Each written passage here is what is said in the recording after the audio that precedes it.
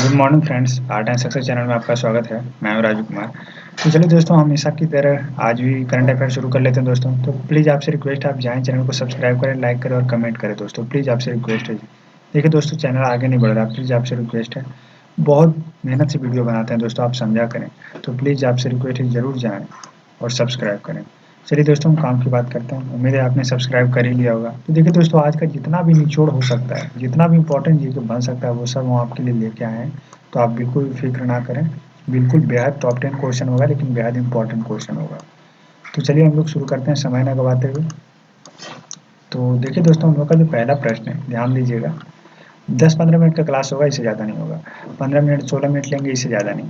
तो चलिए दोस्तों देखते हैं। देखिए दोस्तों, हम लोग का जो पहला प्रश्न किसने चंद्र लैंडिंग प्रणाली बनाने के लिए स्पेसएक्स, ब्लू ओरिजिन और डायनेटिक्स को चुना, जो 2020 तक अंतरिक्ष यात्रियों को चंद्रमा तक ले जाएगा। देखिए दोस्तों, एलॉन मस्क का नाम सुनेंगे। स्पेसएक्स जो है बहुत जीनियस माइंड के हैं एलॉन मस्क। तो उनकी कंपनी है स्पेसएक्स। ब्लू ओरिजिन आपको मालूम होगा, दुनिया का सबसे अमीर इंसान जो है जेफ बेजोस, अमेज़न के जो मालिक हैं वही।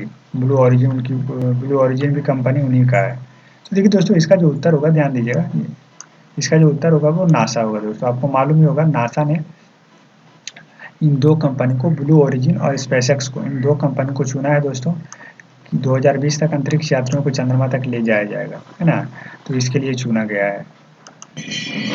इसके लिए आपको एक चीज़ बता दें कि नासा जो है 967 मिलियन साझा करेगा, है ना। 967 मिलियन देगा इन दो कंपनी को। 267 मिलियन डॉलर कह सकते हैं, 267 मिलियन डॉलर, है ना दोस्तों। तो याद रखिएगा। तो बस यही है, 2020 तक सोचिए कि अब चंद्रमा तक अंतरिक्ष यात्री पहुंच जाएगा। तो बहुत बड़ा काम हो रहा है ना दोस्तों, नासा के द्वारा। और इन दो कंपनियों का भी श्रेय जाता है। तो चलिए दोस्तों, उम्मीद है आपको समझ आ गया होगा कि हम आपको क्या बताना चाह रहे थे। तो उम्मीद है दोस्तों, पहला प्रश्न हो गया होगा। हम लोग दूसरे की ओर बढ़ लेते हैं। अब ध्यान दीजिएगा दोस्तों, दूसरा जो हम लोग का प्रश्न है, दूसरा प्रश्न है कि मई 2020 में किस शहर ने अपनी कोविड-19 टेस्टिंग बस लॉन्च किया है। बस, है ना दोस्तों, बस में ही कोविड-19 टेस्टिंग हो जाएगा आपका। तो यही आपसे क्वेश्चन पूछा जा रहा है। देखिए दोस्तों, इसका जो उत्तर होगा, याद रखिएगा, मुंबई, है ना दोस्तों, मुंबई। इसका जो उत्तर होगा, याद रखिएगा, मुंबई।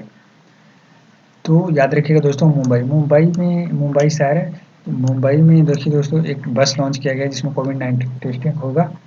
तो याद रखिएगा, इसका जो उत्तर होगा मुंबई होगा। अब इसकी डिटेल्स की अगर बात करें हम लोग,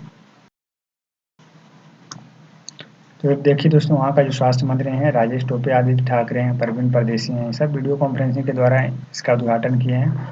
और वायरस का पता लगाने के लिए जो है, बुखार संतृप्ति एआई आधारित एक्सरे संयोजन का उपयोग करके बड़े पैमाने पर एक्सरे करता है, स्क्रीनिंग करता है, जिससे पता लगा लेता है कि ये कोविड-19 पॉजिटिव है या नहीं। हाँ, ये आरटी-पीसीआर स्वाब संग्रह से सुसज्जित है। इसमें जो आरटी-पीसीआर कुछ होगा दोस्तों, हमें भी नहीं मालूम है।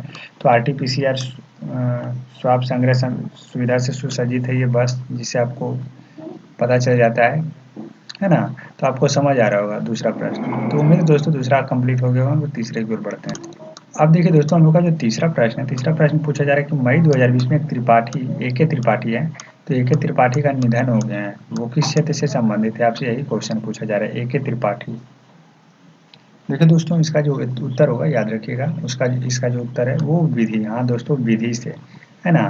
विधि से इनका संबंध था, लेकिन अब ये निधन हो गया है इनका। देखिए दोस्तों, आपको एक बात बता दें, विधि विधि का मतलब होता है, जैसे कि आपको, जैसे क्या बताएं, कानून से रिलेटेड होता है ना। कानून से रिलेटेड होता है, जैसे कोई नियम वगैरह है। आप कह सकते हैं जज वकील है ना, इस तरह से आप कह सकते हैं, वो सब विधि के अंतर्गत ही आता है। तो ये अभी वही थे न्यायमूर्ति जी जो हैं, 2020 में ही इनका, अब मई 2020 में ही आयुर्विज्ञान संस्थान में इनका निधन हो गया है कोरोना वायरस के कारण। तो ये कह सकते हैं हाई प्रोफाइल मौत है अभी तक का, भारत में सबसे पहला। तो न्यायमूर्ति त्रिपाठी ने बिहार में अतिरिक्त महाधिवक्ता के रूप में भी काम किया। बाद में इन्होंने पटना उच्च न्यायालय के अतिरिक्त न्यायाधीश और बाद में मुख्य न्यायाधीश के रूप में पदोन्नत होकर अपना कार्य किया था। तो लेकिन अभी नहीं रहे, है ना। समझ रहे होंगे आप दोस्तों। तो याद रखिएगा, विधि। तो उम्मीद दोस्तों, आपका तीसरा प्रश्न भी कंप्लीट हो गया होगा। हम लोग चौथे की ओर बढ़ते हैं।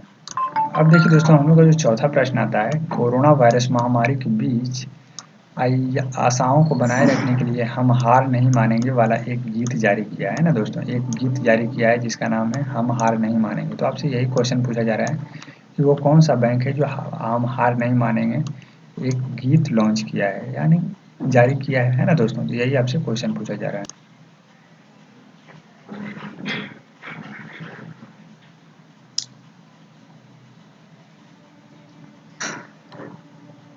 तो, तो ध्यान दीजिएगा दोस्तों, इसका जो उत्तर होगा HDFC है ना। तो HDFC ने ही लॉन्च किया है, एक गीत लॉन्च किया जिसका नाम है कि हम हार नहीं मानेंगे, है ना दोस्तों, हम हार नहीं मानेंगे। तो देखो दोस्तों, ये जो गीत है यह ऑस्कर और ग्रैमी पुरस्कार विजेता जो संगीतकार हैं AR रहमान हैं, उनके द्वारा ये गाया गया है। तो जिसमें प्रसून जोशी के बोल हैं, प्रसून जोशी बोल हैं। तो PM केयर्स फंड की ओर से सोशल मीडिया के माध्यम से साझा किए जाने पर बैंक हर बार 500 रुपये का योगदान देगा, है ना। तो इस तरह से आप कह सकते हैं HDFC बैंक ने एक गीत लॉन्च किया है। तो उम्मीद दोस्तों आपको ये डिटेल्स में समझ आ गया होगा। तो हम लोग 5वें प्रश्न की ओर बढ़ते हैं। अब देखिए दोस्तों, हम लोग का जो 5वां प्रश्न आता है, 5वां प्रश्न है कि पीटर एवर्टन ने पुरानी गर्दन की चोट के कारण, खिलाड़ी का नाम है पीटर एवर्टन, याद रखिएगा, पुरानी गर्दन की चोट के कारण खेल से अपनी सेवानिवृत्ति की घोषणा किया है। हाँ दोस्तों, वह किस खेल से संबंधित है, आपसे यही क्वेश्चन पूछा जा रहा है। तो देखिए दोस्तों, इसका जो आंसर होगा स्नूकर, है ना दोस्तों। हाँ, वो जो खिलाड़ी हैं पीटर एवर्टन जो हैं, अपनी गर्दन की चोट के कारण वो अब सेवानिवृत्त होने वाले हैं, यानी कि वो अब संन्यास लेने वाले हैं, तो छोड़ने वाले हैं। तो उनका जो संबंध था स्नूकर खेल से था, स्नूकर खेल, है ना दोस्तों, याद रखिएगा स्नूकर। तो देखिए दोस्तों, ये दुनिया के 7 बार के चैंपियन स्टीफन हेनरी को क्रूसिबल में 18 से 17 से अंतिम फिनिश निर्णायक में हराकर 18 साल पहले खेल के शीर्षक पर पहुंच गए थे। एवडन ने 8 अन्य रैंकिंग स्पर्धा भी जीता है, जिसमें 2006 में यूके चैंपियनशिप भी शामिल है। तो इस तरह से कह सकते हैं बहुत बड़े खिलाड़ी थे स्नूकर के।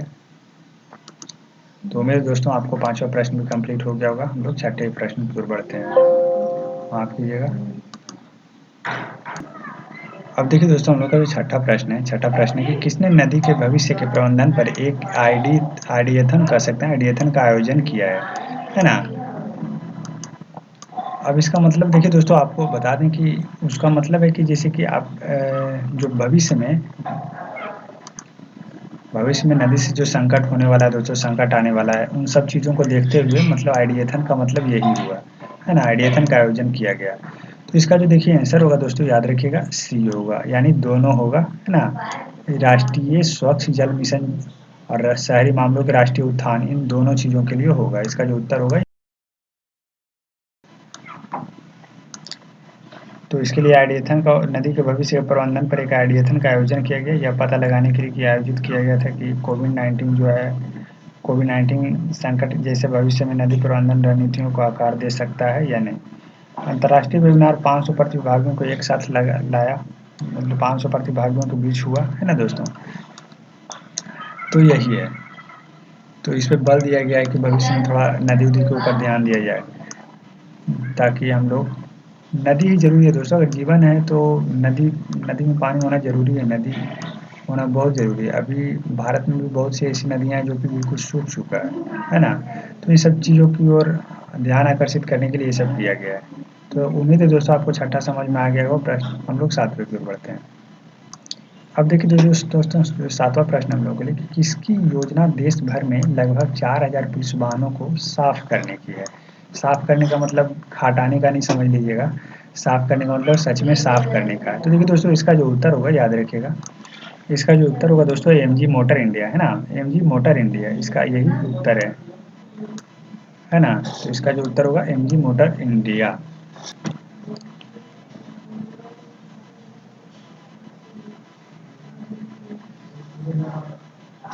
तो अगर इसकी डिटेल्स के बारे में बात करें दोस्तों, तो MG मोटर इंडिया जो है देश भर में लगभग 4000 पुलिस वाहनों को साफ करने की है। कंपनी पुलिस वाहनों के उच्च स्पर्श बिंदुओं की सफाई सहित fumigation, car wash, cabin refresh, संपूर्ण ग्राम जितना भी कार्य है, सैनिटाइज करने का भी कार्य करिए। इस पहल के तहत कार्य निर्माता का लक्ष्य ये है कि 4 मई 2020 में शुरू होने वाला जो अपना सर्विस स्टेशन है, उस देश भर के वाहनों को सुरक्षित रखें, है ना। तो इसका उद्देश्य यही है, इसका तो उद्देश्य यही है दोस्तों, ध्यान दीजिएगा। तो उम्मीद दोस्तों आपको 7वां प्रश्न भी कंप्लीट हो गया होगा। चलिए हम लोग 8वें प्रश्न की ओर बढ़ते हैं। तो ध्यान दीजिएगा दोस्तों, एएमजी मोटर इंडिया ये है। अब देखिए दोस्तों, हम लोग का जो 8वां प्रश्न है, 8वां प्रश्न है कि किसने एक अभियान के तहत मत कर फॉरवर्ड शुरू किया। अभियान है उसका दोस्तों, नाम है उसका मत कर फॉरवर्ड शुरू, है ना। तो शुरू किया है जिसमें उन वीडियो को रोकने की कोशिश किया गया है जिसके पास सत्यापित जानकारी नहीं है ना। जानते ही हैं दोस्तों, अभी बहुत सा अफवाह सोशल मीडिया पे फैलते रहता है, तो उन सब चीज़ों को रोकने के लिए एक अभियान शुरू किया गया है जिसका नाम है मत कर फॉरवर्ड। तो आपसे क्वेश्चन यही पूछा जा रहा है दोस्तों कि किसने शुरू किया है। तो देखिए दोस्तों, उत्तर जो इसका होगा वो टिकटॉक। हाँ दोस्तों, याद रखिएगा, टिकटॉक ने ही शुरू किया है। टिकटॉक ने शुरू किया है एक अभियान जिसका नाम है मत कर फॉरवर्ड। तो टिकटॉक ही है दोस्तों जो नेटिजन से आग्रह किया है, नेटिजन से आग्रह किया है दोस्तों कि वीडियो के तहत जो भी है आप गलत अफवाह ना फैलाएं, है ना।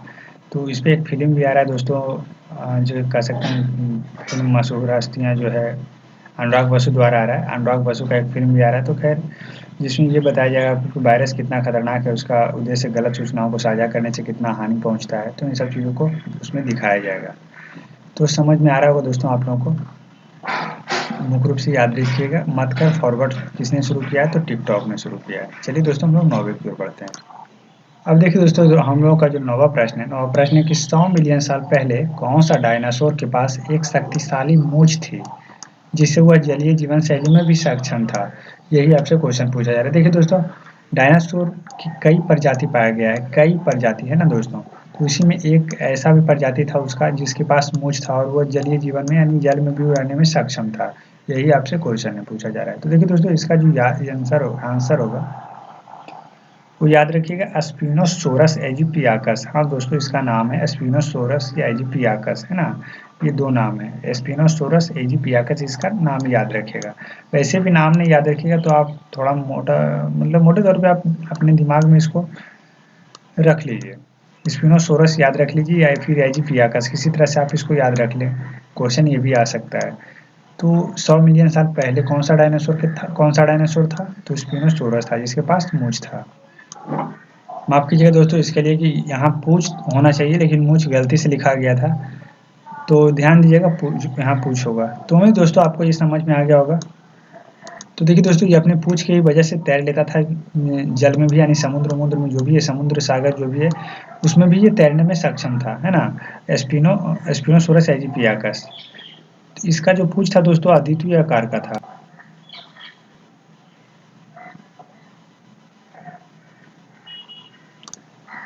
यानी कह सकते हैं दोस्तों, इसका जो पूछ था बहुत बड़ा था, जो लंबी तंत्रिका रीढ़ और लंबी शेवरॉन से बना था, है ना। तो अब जाके इसका खुलासा हुआ। ऐसा पहली बार हुआ दोस्तों जिसका कोई पूछ हो जो डायनासोर का और वो जल में रहने में सक्षम हो। तो खैर याद रखिएगा दोस्तों, क्वेश्चन मुख्य रूप से यही है। तो उम्मीद दोस्तों आपको ये समझ में आ गया होगा। अब हम लोग लास्ट प्रश्न की ओर बढ़ते हैं, यानी लास्ट हो गया 10वां प्रश्न।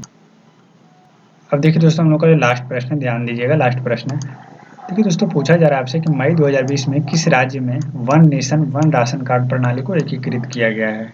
One nation one ration card प्रणाली, याद रखिएगा, ये भी क्वेश्चन ठीक है। अब देखिए दोस्तों, इसका जो उत्तर होगा दोस्तों, याद रखिएगा, ये तीनों होगा, है ना दोस्तों, तीनों होगा। यानी कह सकते हैं बिहार, उत्तर प्रदेश और पंजाब, ये तीनों है दोस्तों जहाँ की one nation one ration card प्रणाली को एकीकृत किया गया है। तो याद रखिएगा, इसका तीनों होगा, है ना। तो याद रखिएगा दोस्तों, ये भी क्वेश्चन बढ़िया है। बिहार, उत्तर प्रदेश और पंजाब, ये तीनों तीनों राज्य के अंदर one nation one ration card प्रणाली को एकीकृत किया गया है। अब देखिए दोस्तों, इसका जो उद्देश्य है one nation one ration card प्रणाली का, इसके तहत देखिए दोस्तों, आप किसी भी किसी भी दुकान से उचित मूल्य के अनुसार आप खाद्य सुरक्षा अधिनियम के तहत अपने पात्र जो अनाज है उसका लाभ उठा सकेंगे, है ना। तो ये सब जो भी है खाद्य सुरक्षा अधिनियम के तहत आप फायदा ले सकेंगे, यानी इसको शॉर्ट में एनएफएस से कह सकते हैं दोस्तों। तो यही है। इस योजना की घोषणा जो है जून 2019 में ही किया गया था, लेकिन अब जाके ये लागू हो गया है। तो इसमें 5 राज्य आ रहा है दोस्तों, 5 राज्य, हालाँकि इसके अंतर्गत 5 राज्य, तो बिहार, उत्तर प्रदेश, पंजाब तो है ही, इसके साथ-साथ हिमाचल प्रदेश और दमन-दीव भी है ना? जिसके अंदर one nation one ration card प्रणाली को लागू किया गया है। तो उम्मीद दोस्तों आपको 10वां प्रश्न कंप्लीट हो गया होगा। तो चलिए दोस्तों, हम लोग 10 प्रश्न कंप्लीट कर चुके हैं, तो अब क्लास खत्म होता है, अब आप जो भी करना है करें। तो चलिए दोस्तों, अगले वीडियो में मिलते हैं हम लोग, तब तक के लिए बाय। जय हिंद, जय भारत।